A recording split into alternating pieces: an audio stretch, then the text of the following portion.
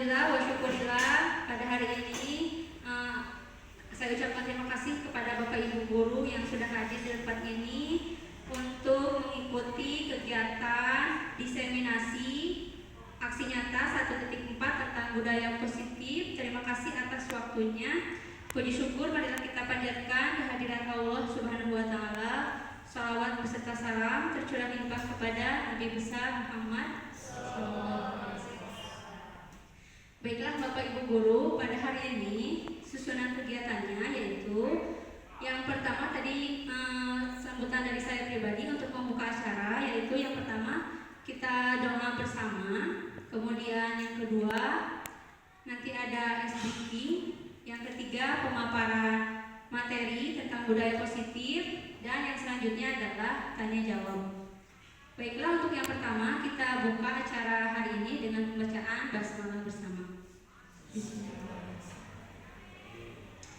Baik Bapak Ibu, sebelum ke materi izinkan saya untuk SBK-nya Bapak Ibu boleh?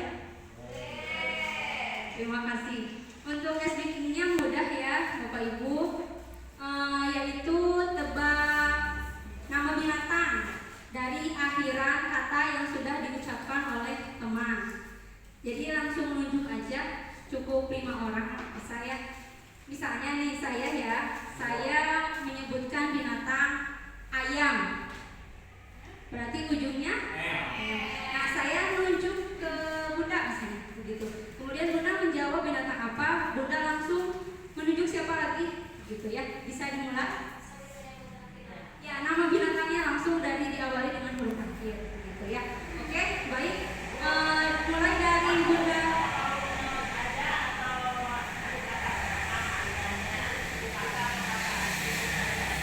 Hanya huruf akhirnya aja ya.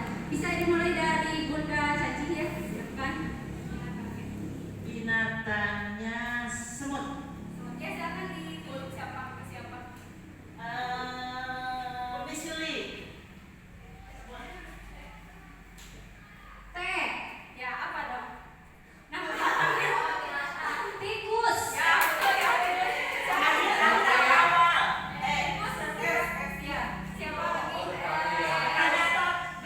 Belakangnya. Mau ke siapa? Jawabannya? Enggak, dilempar oke ke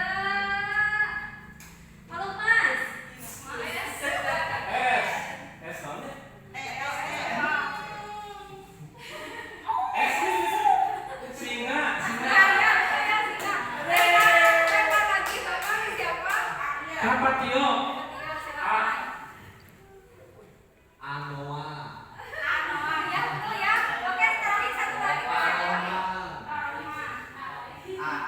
Angsa ayam.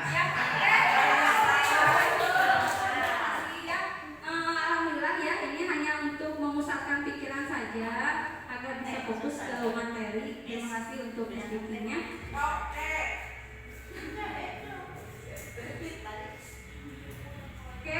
bisa dilanjut dengan materi selanjutnya.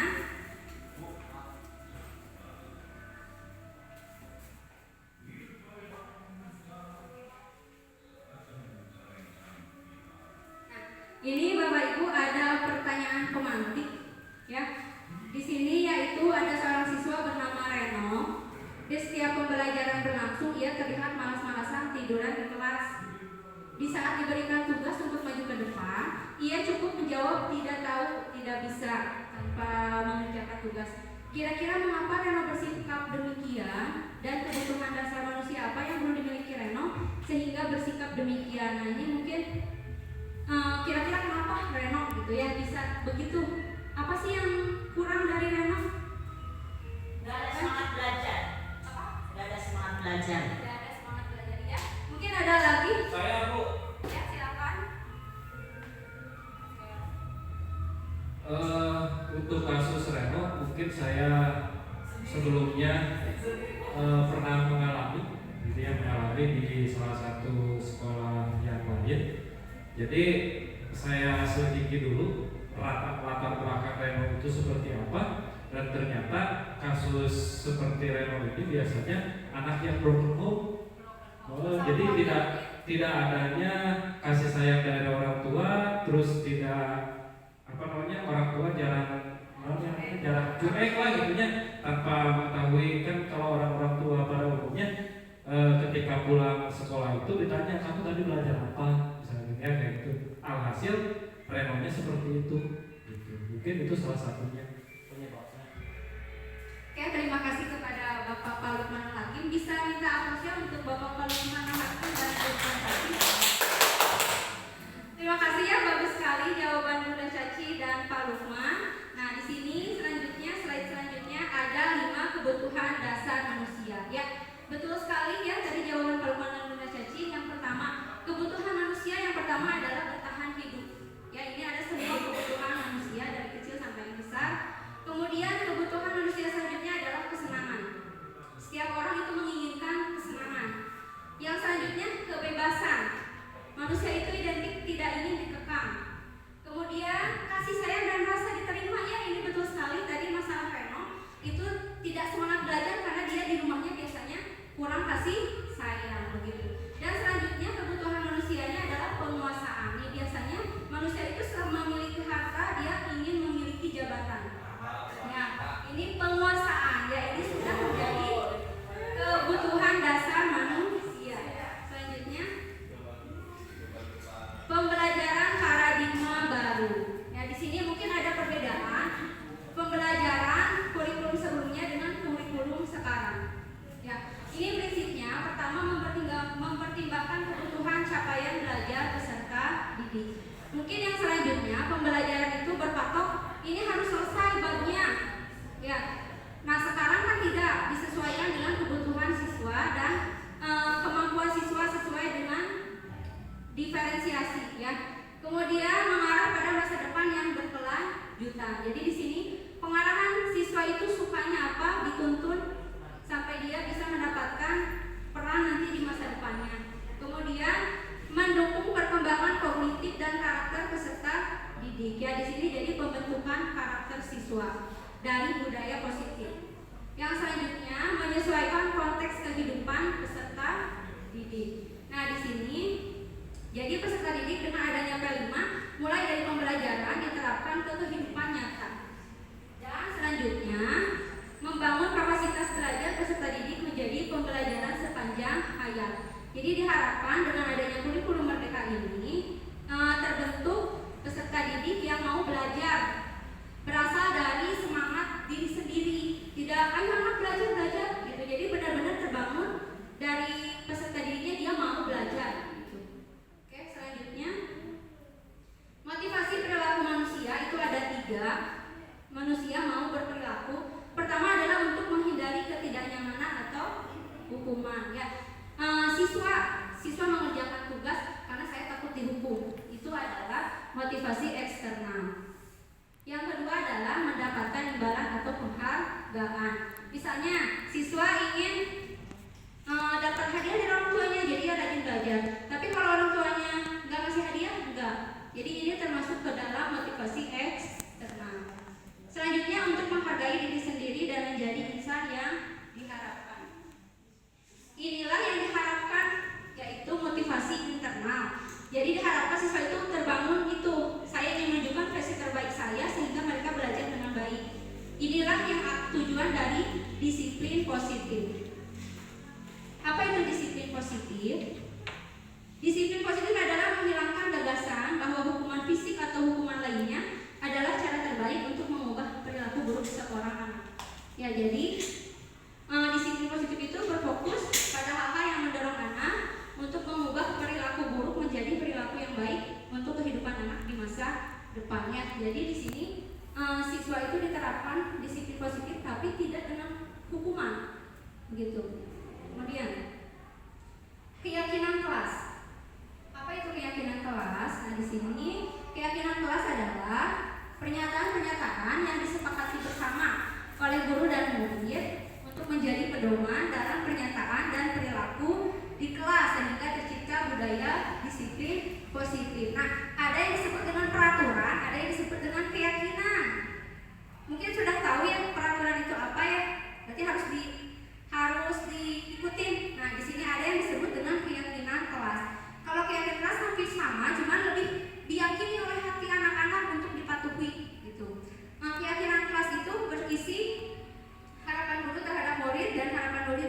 guru. Kemudian menggunakan kalimat positif yang mudah dipahami. Misalnya begini, kan biasanya dilarang merokok atau dilarang membuang sampah sembarangan. Itu kan kalimat awalnya dilarang. Nah, kalau keyakinan kelas menggunakan kalimat positif awalnya. Misalnya, kalau dilarang membuang sampah sembarangan, penggantinya adalah jagalah kebersihan. Itu jadi lebih ke kalimatnya yang positif. Nah, ini contoh keyakinan kelas. Datang tepat waktu, tidak menggunakan dilarang terlambat, itu tidak. Kemudian menjaga kebersihan kelas dan selanjutnya. Nah, kemudian ada 5 posisi kontrol guru. Guru itu pertama bisa sebagai penghukum. Ya, di sini jadi misalnya anak itu memakai sepatu tidak sesuai aturan, dihukum. Pokoknya kamu seharian jangan pakai sepatu. Itu tanpa ada tanpa ada keringanan. Yang kedua sebagai membuat orang merasa bersalah. Misalnya, kamu kasihan kasih ke ibu nanti ditegur sama kepala sekolah gitu kan, jadi anaknya merasa bersalah gitu. Atau sebagai teman, ya, sikap guru menganggap teman, tapi di sini mungkin kadang gimana siswanya, karena siswa kalau kita anggap teman, di lain waktu dia nggak bisa membedakan masa, ya, gitu ya, atau manja atau gimana. Kemudian yang keempat sebagai monitor atau pemantau.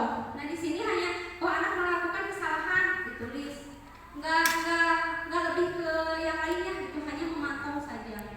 Dan selanjutnya adalah sebagai manajer. Nah ini adalah harapannya seorang guru harus berposisi sebagai manajer.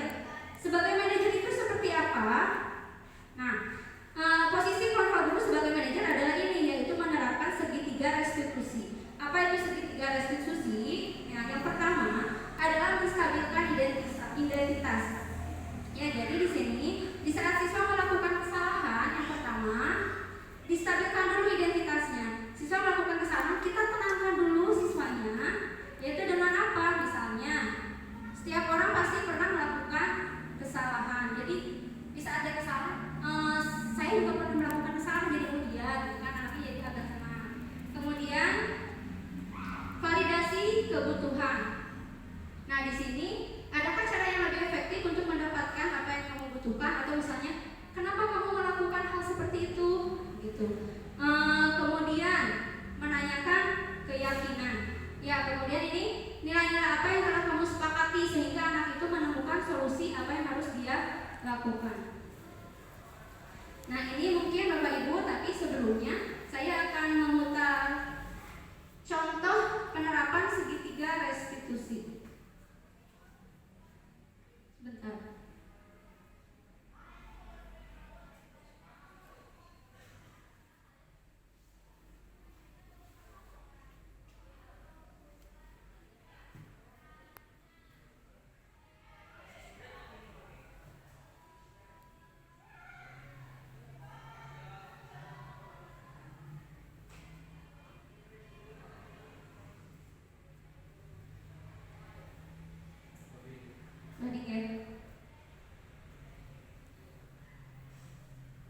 Oke, ini membuat keyakinan kelas terlebih dahulu.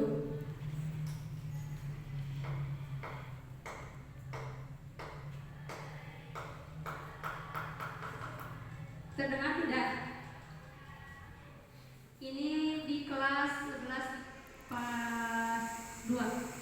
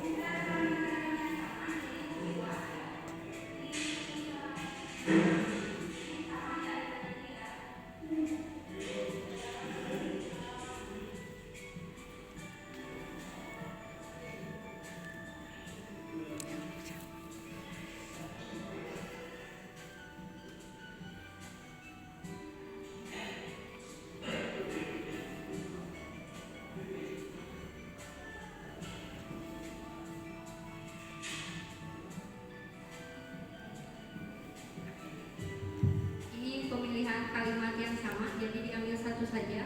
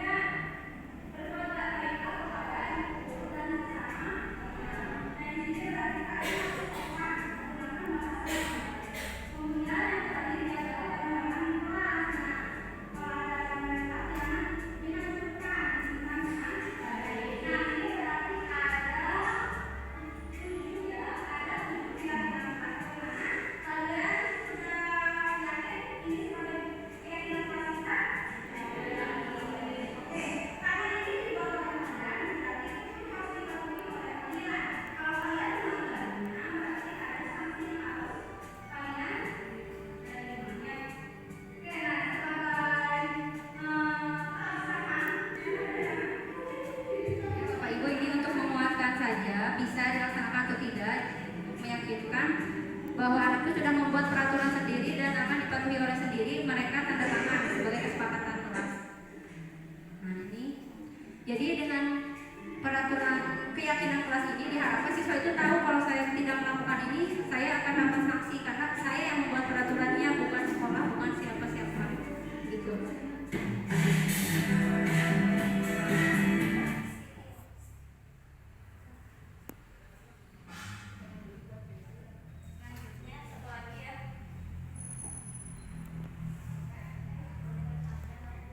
Boleh, tapi ada satu lagi videonya boleh? Oke, sebentar ya Bapak Ibu. Tadi gimana? Bisa dibantu? Ini ya, beranda ya?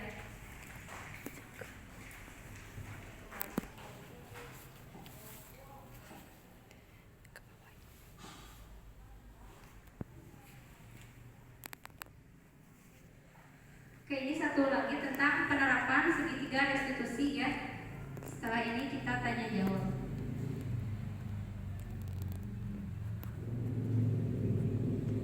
Ini yang saya pelajari di dokumen yang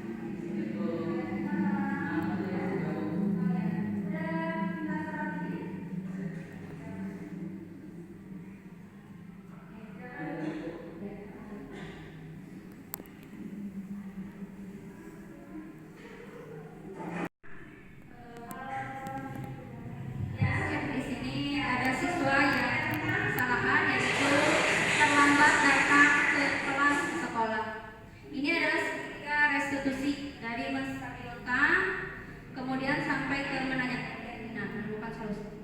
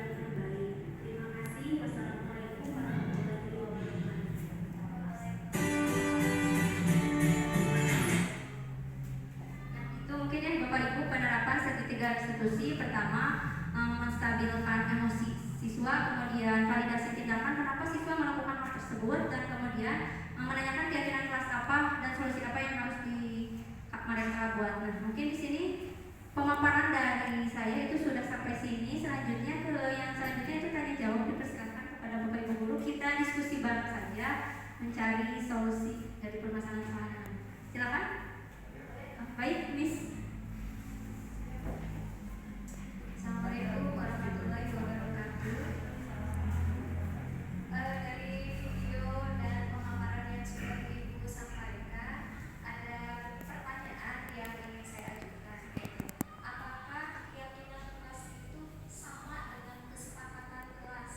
Karena selama ini yang saya tahu, yang pernah saya jalankan itu adalah tentang kesepakatan kelas. Nah, kemudian apakah boleh di setiap mapel berarti melakukan keyakinan kelas tersebut? Terima kasih. Baik, terima kasih kepada Miss Yuli ya, guru bahasa Inggris. Bagus sekali pertanyaannya, Ibu. Betul sekali ya, di sini kesepakatan kelas, peraturan kelas itu hampir sama, hanya beda kalimat saja. Tapi mungkin ibaratnya lebih ke mana gitu saat ini digunakan kalimatnya.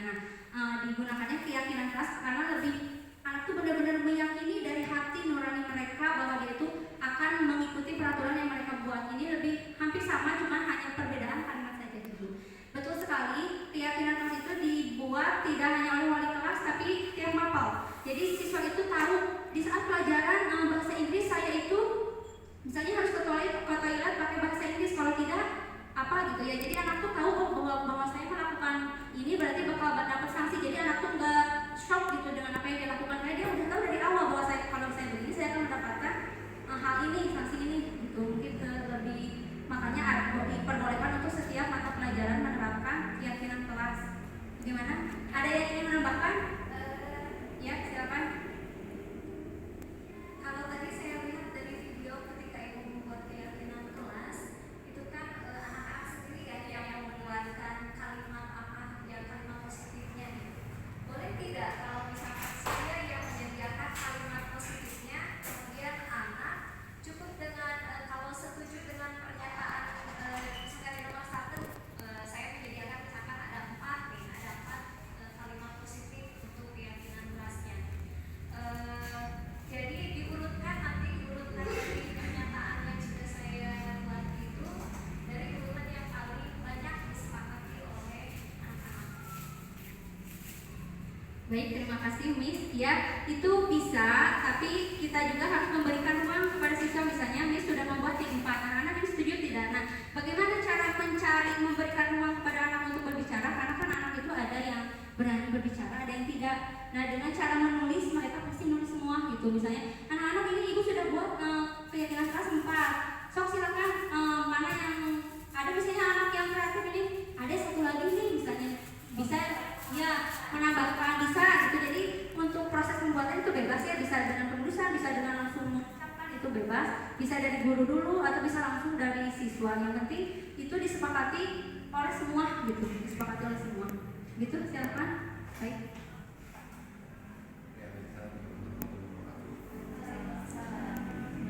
Mungkin ya tadi sudah dijabarkan oleh Bu Tuti, memang cukup efektif dan saya sudah juga menerapkan di kelas. Tapi mungkin bedanya kalau Bu Tuti keyakinan kelas itu dengan cara dituliskan, tapi kalau saya langsung secara pengucapan dan langsung anak-anak tersebut mengiyakan dengan cara pilihan. Dikasih pilihan. Contohnya begini, Bapak Ibu, mungkin di pelajaran Bapak Ibu juga pun seringkali ada ketika Bapak Ibu sudah masuk ke dalam kelas, lalu 5 menit 10 menit berselang, anak-anak baru ada yang masuk sambil membawa makanan. Nah, terus ada juga pun beberapa cara Bapak Ibu sendiri juga pun pasti menyikapinya bagaimana, apakah itu anak-anak dengan luasannya disimpan di meja dia dan langsung duduk hanya saling. Tapi saya hanya berbagi pengalaman ya Bapak Ibu yang sudah saya jalankan. Kesepakatan di dalam kelas ketika mata pelajaran saya, boleh silakan kalian masuk, tapi makanan tersebut harus disimpan di dalam satu tempat, yaitu di mana? Bisa di lemari atau di meja. Saya di meja dulu. Jadi anak-anak juga pun jangan, tidak khawatir makanan itu akan habis atau tumpah. Tapi jelas saya ingin di pelajaran saya itu kondusif, tidak ada yang makan di kelas. Takutnya itu ngumpet-ngumpet di kolong meja atau tumpah atau bagaimana. Iya. Nah itu dia. Jadi itulah siasat itu Pak, balik lagi ya Bapak Ibu. Menurut saya sih siasat kita semua bagaimana cara mengkondusifkan di dalam kelas dengan adanya saya yakin itu di balik peraturan ya Bapak Ibu. Baik, itu saja dari ibu. Terima kasih. Baik, terima kasih Pak Tio ya. Jadi sebenarnya ini sudah diterapkan oleh semua guru mata pelajaran. Hanya pertama mungkin perbedaan kalimat saja sebenarnya sudah kita terapkan, hanya lebih dimaksimalkan. Mungkin ada yang ingin menanggapi untuk pertanyaan Bu Yuli dan Pak Tio? Ibu, Iya, silakan. bolehkah lebih dari peraturan tadi, bolehkah lebih dari 5 atau tidak dibatasi gitu? Gimana atau dibatasi peraturan? Kemudian tadi kan untuk semua mapel gitu ya, hanya mungkin tergantung kebijakan atau aturan gurunya pengennya seperti apa gitu. Tapi tetap itu tawarkan kepada anak ya, baiknya seperti itu mungkin kalau dikaitkan dengan pembelajaran PPN-nya atau kurikulum merdeka itu seperti itu dulu.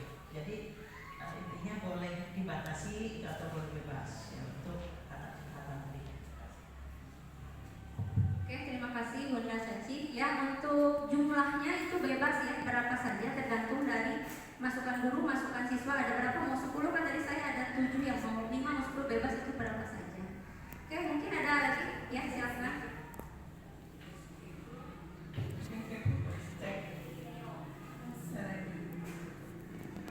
Ini tadi kan saya sudah mendengar harus 19.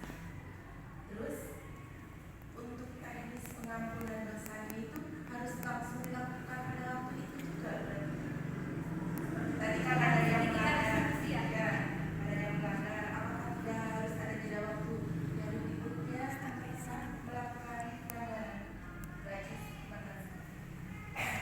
Terima kasih Bu ya, ini pertanyaan yang berbeda yaitu anak itu akan memperbaiki perilakunya itu bukan karena ada guru, tapi udah benar-benar di hati yang dia terdalam bahwa saya akan mengubahnya. Tapi bukan berarti cuma ngobrol udah, tapi kita juga memantau. Jadi kan seperti tadi, saya akan memantau kamu besok terlambat tidak gitu. Jadi kalau misalkan mereka anak itu bagus, tidak terlambat ya bagus ya, kamu sekarang rajin gitu kan. Jadi benar-benar keyakinan itu iya benar-benar dari hati dia, gak tergantung guru. Untuk penyelesaian masalahnya bisa misalnya pas pelajaran saya nanti di jam istirahat atau mau besoknya, ya itu tergantung gurunya ada waktu luangnya. Tapi diharapkan di sini tidak langsung memarahi siswa di depan anak-anak gitu, karena takutnya timbul dendam ke gurunya atau dia jadi kan kurang sel atau gimana gitu. Mungkin ada lagi? Cukup? Oke. Terima kasih Bapak Ibu atas waktunya sudah melihat saya dalam kegiatan pemaparan budaya positif di sekolah kita. Semoga sekolah kita bisa menerapkan budaya positif yang berkelanjutan. Baiklah, untuk menutup acara kali ini kita membaca